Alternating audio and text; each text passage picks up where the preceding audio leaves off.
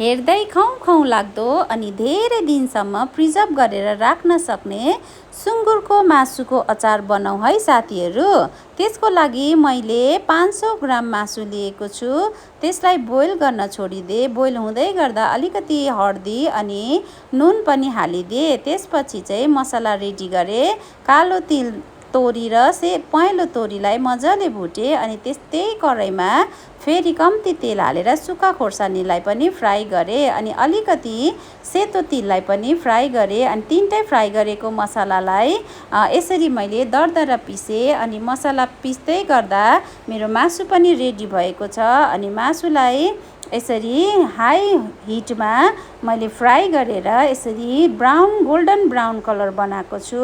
त्यसपछि चाहिँ एउटा कराईमा अलिकति तेल हालेर लसुन र अदुवालाई मजाले गोल्डन ब्राउन हुन्जेलसम्म पकाएको छु अनि अघि पिसेर राखेको मसलालाई माथिबाट हालेर अलिकति नुन हालेर फ्राई गरेर राखेको मासुलाई हालेर मजाले चलाएर पकाएको छु।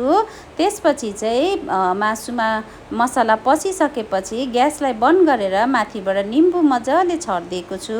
त्यसपछि अलिकति सोया ससलाई पनि छरिदिएको छु। ल हेर्नुहोस् त साथीहरू, कति मिठो खाउँ खाउँ लाग्दो अचार बनिएको छ।